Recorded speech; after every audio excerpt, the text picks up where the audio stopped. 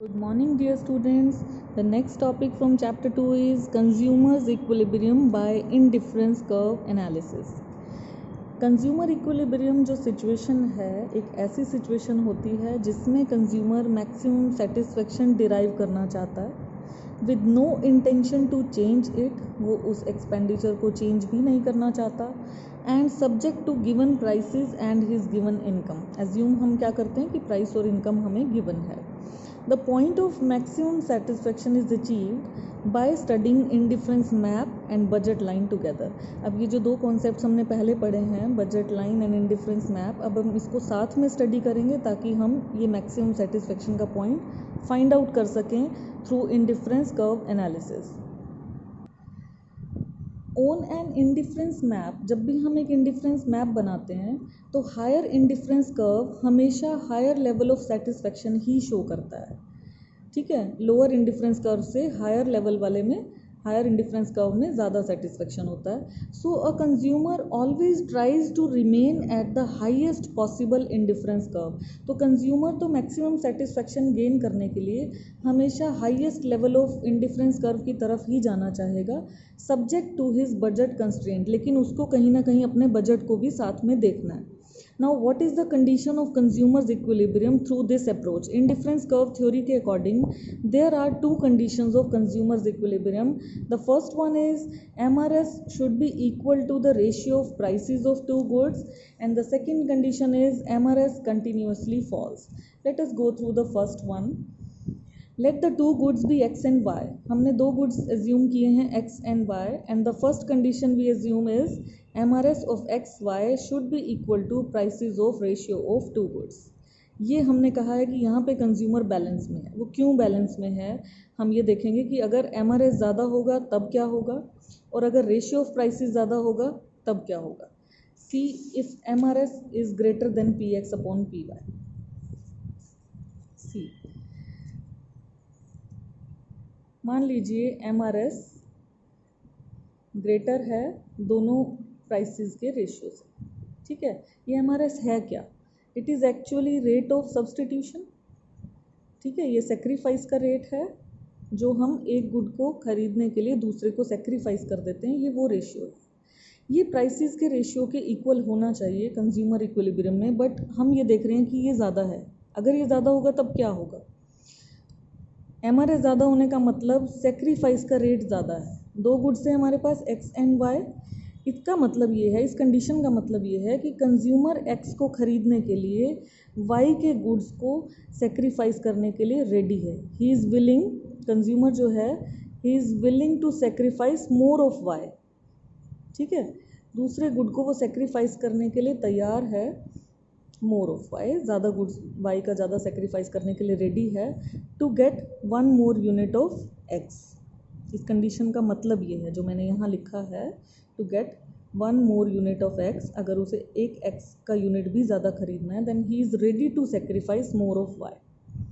अब हम law of DMU apply करते हैं यहाँ पे.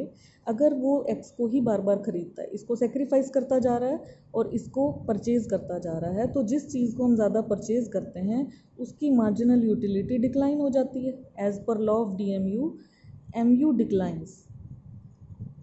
अब जिस चीज़ की मार्जिनल यूटिलिटी कम हो रही है उसके लिए कंज्यूमर ज़्यादा सेक्रीफाइस नहीं करेगा.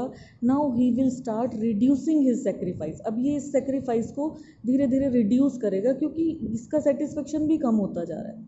Now he will start reducing his sacrifice for X. तो ये डिक्रीज़ होना शुरू होगा MRS. Now MRS start decreasing. ये कब तक डिक्रीज होगा? जब तक ये इसके इक्वल ना हो जाए. See, this is the first point only.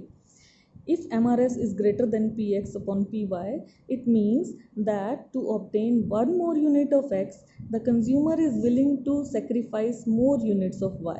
जितनी उसे सेक्रीफाइस की ज़रूरत भी नहीं है उससे ज़्यादा वो सेक्रीफाइस कर रहा है. इस सिचुएशन का ये मतलब है. It induces the consumer to buy more of X.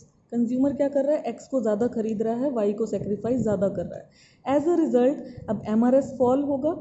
क्यों फॉल होगा उसका रीज़न मैंने आपको यहाँ बताया, क्योंकि जिस चीज़ को हम ज़्यादा खरीद रहे हैं उससे मार्जिनल यूटिलिटी कम होनी स्टार्ट हुई लॉ ऑफ डीएमयू के अकॉर्डिंग। अब जिस चीज़ की मार्जिनल यूटिलिटी कम होगी तो कंज्यूमर अपने सेक्रीफाइस को भी कम करना शुरू करेगा। So as a result MRS falls and continues to fall. तब तक फॉल होता रहेगा जब तक ये वापस इक्वल ना हो जाए और वापस इक्विलिब्रियम की सिचुएशन इस्टेब्लिश ना हो जाए। अब बिल्कुल इसका अपोजिट केस देखिए, if MRS is less than P X upon P Y, तब क्या होगा? अगर रेट ऑफ सेक्रीफाइस कम है, अब now MRS is less then ratios of prices.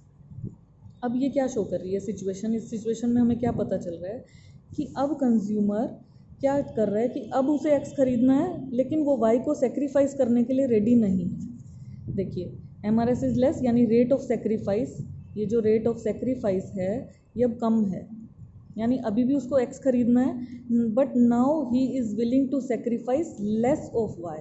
अब वो वाई को ज़्यादा सेक्रीफाइस नहीं करना चाहता क्योंकि यहाँ रेट ऑफ सेक्रीफाइस कम है। अब वो ये नहीं चाहता कि एक्स को तो उसे परचेज करना है लेकिन वाई को छोड़ना भी नहीं है। ऐसी कंडीशन में अब सेक्रीफाइस तो बढ़ाना पड़ेगा, अगर एक्स खरीदना है तो कहीं ना कहीं वाई छोड़ना तो पड़ेगा ही। So he has to increase MRS, और तब तक इंक्रीज होगा जब तक ये वापस इक्विलिब्रियम इस्टेब्लिश ना हो जाए। And the second condition was MRS continuously falls. Second condition क्या है कंज्यूमर इक्विलिब्रियम की, कि एमआरएस कम होता रहना चाहिए eight the point of equilibrium, क्योंकि इंडिफरेंस कर्व कॉन्वेक्स होते हैं eight the point of equilibrium, और जब तक एमआरएस फॉल नहीं होगा तब तक इक्विलिब्रियम भी इस्टेब्लिश नहीं हो सकता। So both the conditions need to be fulfilled, दोनों चीज़ें फुलफिल होनी चाहिए अगर कंज्यूमर बैलेंस में जाना चाहता है। इस चीज़ को हम ग्राफिकली भी रिप्रेजेंट कर सकते हैं। इसको हमें समझने के लिए दो टूल्स की ज़रूरत होगी, एक तो हमें इंडिफरेंस मैप चाहिए और एक हमें बजट लाइन चाहिए। See IC1, IC2 and IC3 are the three indifference curves. ये हमने तीन इंडिफरेंस कर्व्स लिए हैं। And AB is the budget line, this straight line is budget line with the constraint of budget line. अब क्योंकि budget से बाहर तो कंज्यूमर जा ही नहीं सकता, तो हाईएस्ट इंडिफरेंस कर्व जो एक कंज्यूमर पहुंच सकता है वो केवल IC2 है, क्योंकि देखिए IC3 पे बजट ही नहीं मैच हो रहा, it is out of budget, तो कंज्यूमर तो IC2 तक जा सकता है maximum. The budget line is tangent to the indifference curve IC2 at point E. Budget line IC2 पे टेंजेंट है E पॉइंट के, and this is the point of consumer equilibrium, जहाँ कंज्यूमर ये क्वांटिटी OM क्वांटिटी X की purchase कर पा रहा है और ON क्वांटिटी Y की परचेज कर पा रहा है। All other points on the budget line to the left और the right of point E से आप लेफ्ट में पॉइंट्स देख लीजिए, F और G हैं, और E से राइट में ये H पॉइंट है। ठीक है, कोई भी पॉइंट E से लेफ्ट में है या राइट में है will lie on lower indifference curves. ये आपका F राइट में जा रहा है और ये नीचे की तरफ आ रहा है, लेकिन इनमें सेटिस्फेक्शन कम है क्योंकि ये IC1 पे है और IC3 हम अचीव नहीं कर सकते with given income. So it indicates a lower level of satisfaction as budget line can be tangent to one and only one indifference curve. Budget line तो सिर्फ एक ही इंडिफरेंस कर्व पे टेंजेंट हो सकती है।